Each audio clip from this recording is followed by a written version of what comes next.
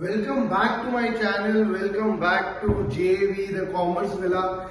Guys, I hope subsidy books तुम लोग को चैप्टर अच्छी तरीके से समझ गया होगा। हम लोग ने सब्सिडी बुक्स कंप्लीट कर लिया है 4 से 5 सम्स लेकर।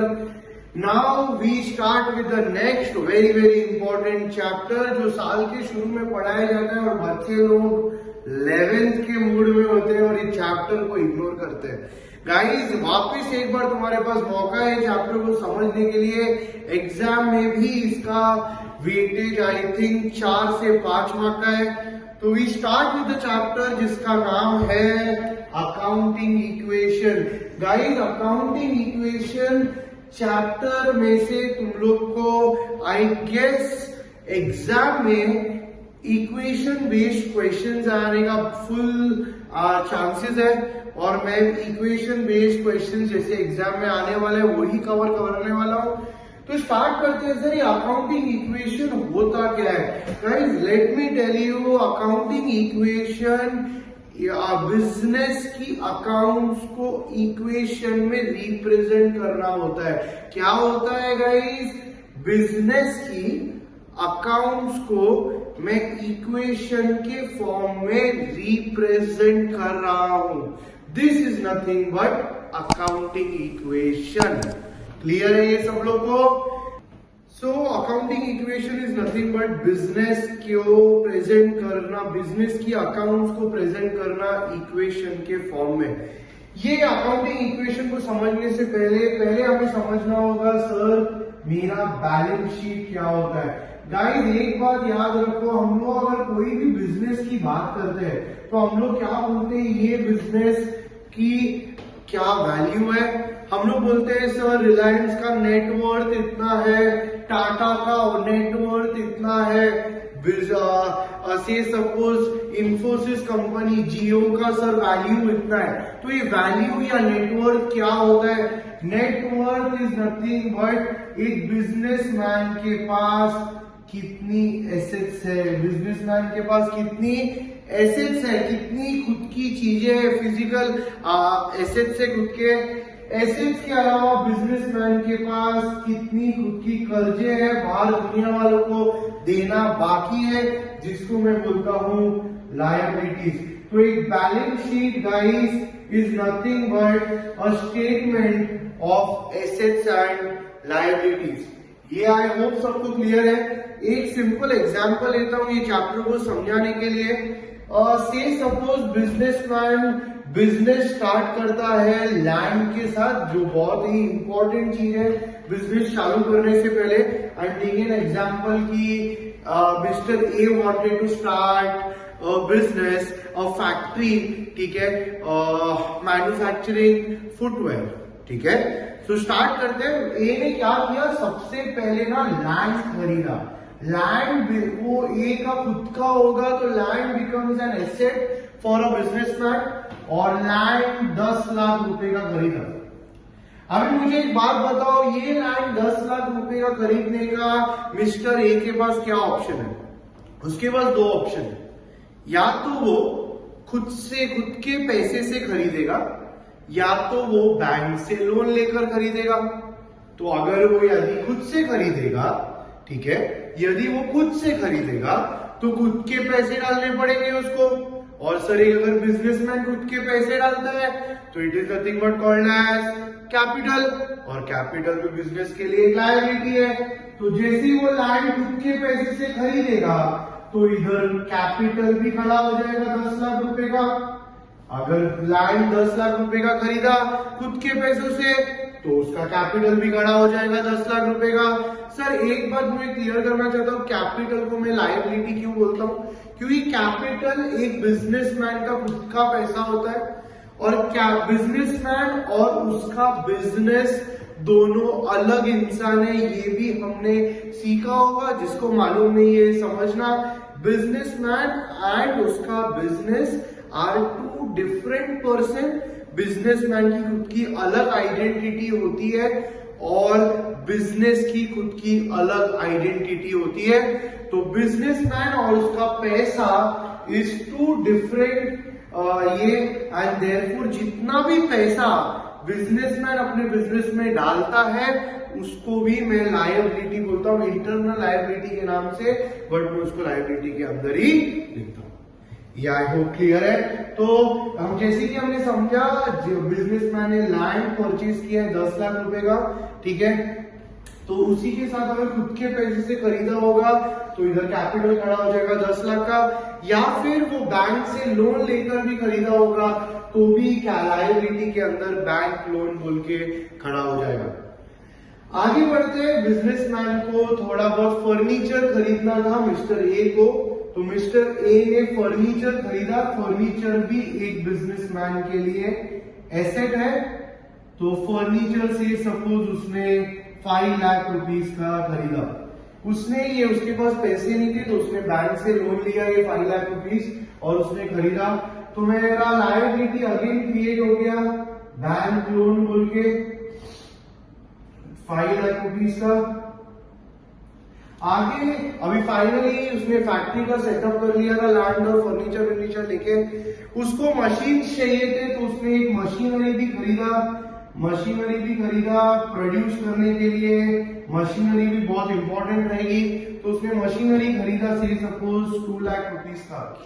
उसके पास पैसे नहीं थे, उसने उधारी पे खरीदा, ठीक है, तो बैंक लोन मेरे ख्याल से अभी 5 लाख और बैंक से उसने लोन लिया तो 2 लाख हम ऐड कर देंगे और ये मेरा हो जाएगा 7 लाख रुपीस। ये 7 लाख कैसे आए सर? 5 लाख रुपीस फर्नीचर के लिए लोन लिया था उसने और उसने मशीनरी खरीदते वक्त 2 लाख रुपए बैंक से लोन लिए थे, ये फर्नीचर के लिए और ये मशीनरी के लिए। आई होप इधर तक क्लियर है। उसके बाद आगे बढ़ेंगे हम। अभी अगर तुम लोग ध्यान से देखोगे तो बिजनेसमैन का अगर ये बैलेंस शीट का एसेट्स और लायबिलिटीज का टोटल करोगे तो एक मैजिक तुम्हारे साथ जरूर हो जाएगा। तुम लोग क्या मैजिक होगा? अगर एसेट साइड टोटल करोगे तो तुम्हारा टोटल हो जाएगा 17 लाख और लायबिलिटी का भी टोटल करोगे तो कितना आएगा? 17 लाख। यानी कि बिजनेसमैन का assets will always be equal to liability. अगर मुझे इसको इक्वेशन के फॉर्म में गाइस लिखना है, ठीक है, इसको इक्वेशन के फॉर्म में लिखना है तो देखो ध्यान से, ये बिजनेसमैन का जो एसेट्स है, ठीक है, ये बिजनेसमैन का जो एसेट्स है is brought from either capital और एन एक्सटर्नल लायबिलिटी, जिसको मैं बोल सकता हूं बैंक लोन। क्लियर है? तो अगर मैं अभी इसको इक्वेशन के फॉर्म में लिखूंगा तो इसको किस तरह प्रेजेंट कर सकता हूं sir? Asset is equal to capital, या तो कैपिटल बाद में लिखते हैं, asset is equal to liabilities plus capital. I hope ये क्लियर है। और this is nothing but asset is equal to liability plus capital. इसको मैं बोलूंगा accounting equation. I hope clear है। तो बिजनेस की अकाउंट्स को इक्वेशन में मैंने प्रेजेंट कर दिया है एंड मेरा accounting equation is nothing but assets is equal to liability plus capital.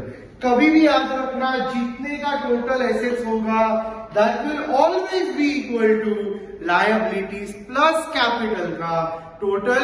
ये हम लोग ने प्रूव कर लिया है कैसे ये इक्वेशन डिराइव हुआ है एंड सब लोग अग्री कर रहे हो, assets is equal to capital plus liabilities, external liabilities. ये मेरी एक बिजनेसमैन की खुद की कैपिटल है तो इसको मैं इंटरनल लायबिलिटी बोलूंगा और बाकी जो भी इधर लायबिलिटीज लिखोगे that will be your external liability. इसलिए मेरा अकाउंटिंग इक्वेशन क्या होता है? Assets is equal to capital plus liability. I hope clear है। तो अकाउंटिंग इक्वेशन को समझने के लिए हम लोगों ने ऑलरेडी मेरे ख्याल से समझ लिया है what is accounting equation sir. हम लोगों ने ये समझा है सर कि accounting equation is nothing but business की अकाउंट्स को इक्वेशन फॉर्म के में रिप्रेजेंट करना। मेरा equation is nothing but assets is equal to liabilities plus capital.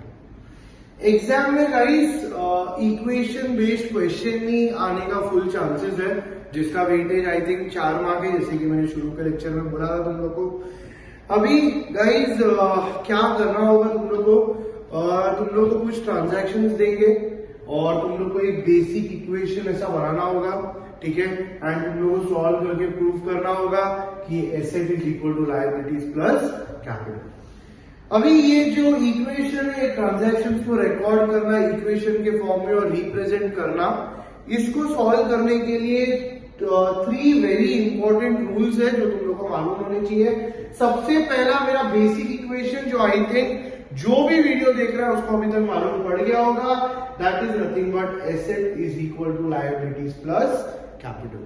बहुत ही इंपॉर्टेंट इक्वेशन है। ये इक्वेशन मालूम नहीं रहेगा तो तुम ये चैप्टर का कोई भी सम सॉल्व कर ही नहीं सकते। तो मेरा बेसिक इक्वेशन मालूम होना बहुत जरूरी है। नेक्स्ट मैं आगे बात करता हूं मेरा सेकंड रूल की। सेकंड रूल क्या है? Every transaction has at least 2 impacts. बहुत इंपॉर्टेंट है। मैंने मेरे एग्जाम्पल में तुम लोगों को बताया था कि एक बिजनेसमैन ने लैंड परचेज किया था और लैंड परचेज करने के बाद उसके पास 2 ऑप्शन थे, या तो वो खुद के पैसे से करेगा या तो वो बैंक से लोन लेगा। और दोनों भी ऑप्शन में से कोई भी ऑप्शन चूज करेगा तो लायबिलिटी तो क्रिएट होना ही है गाइस, लायबिलिटी तो क्रिएट होना ही है। तो एक एसेट जब क्रिएट होगा तो साइमल्टेनियसली एक लायबिलिटी तो क्रिएट होना ही है। और इसलिए मैं बोलता हूं, मैंने 2 इंपैक्ट्स देखा होगा तुमने, एक एसेट में प्लस हुआ तो लायबिलिटी में भी प्लस हुआ। तो इसलिए मेरा सेकेंड रूल क्या है? Every transaction has at least 2 impacts. मैंने एटलीस्ट वर्ड यूज किया, हम आगे देखेंगे कि हो सकता है 2 से ज्यादा भी इम्पैक्ट है, बट एक बात याद रखना, मिनिमम 2 इम्पैक्ट्स तो आना ही है। कोई भी ट्रांजैक्शन लो, परचेज का लो, सेल का लो, एसेट परचेज का लो, एसेट सेल का लो, या कोई भी खर्चे का लो, कोई भी इनकम और गेन्स का लो। I come down to my third and last rule। मेरा थर्ड रूल गाइस बहुत ही इंपॉर्टेंट है। थर्ड रूल बोलता क्या है? All expenses and losses are deducted from capital। यानी कि कोई भी ट्रांजैक्शन जिधर खर्चा या लॉस रहेगा वो कैपिटल से हमेशा माइनस होगा, ये बात याद रखना। और मेरा उसी के साथ मैंने ये भी लिखा है, and all incomes and gains are added to capital. यानी कि अगर एक्सपेंसेस और लॉसेस रहेगा तो वो कैपिटल से माइनस होगा, और अगर इनकम्स एंड गेन्स की बात करूंगा तो वो कैपिटल में ऐड होगा। ये 3 रूल्स बायट कर लेना एकदम, ये चैप्टर को समझने से, सॉल्व करने के से पहले। तो आई होप तुम लोग को ये 3 रूल्स क्लियर है, and we shall now we are ready to start with the sum. ये 3 रूल को एक बार वापस रिवाइज कर लेंगे। Basic equation, asset is equal to liabilities plus capital. Every transaction has at least 2 impacts, minimum 2 impacts आएगा। Third मेरा है, अगर एक्सपेंसेस एंड लॉसेस है तो कैपिटल से माइनस होगा, और अगर इनकम्स एंड गेन्स है तो वो कैपिटल में ऐड होगा। I hope this is clear. This is all about introduction to accounting equation. Guys I am ending this video. हम लोग मेरे नेक्स्ट वीडियो में कंटिन्यूएशन में स्टार्ट करेंगे। I will be taking once 2 sums on accounting equation. That would be sufficient enough for your examination point of view. तो let's meet in my next video and start with the questions or accounting equation. Thank you so much for being with me. मिलते हैं मेरे next video में। Bye bye.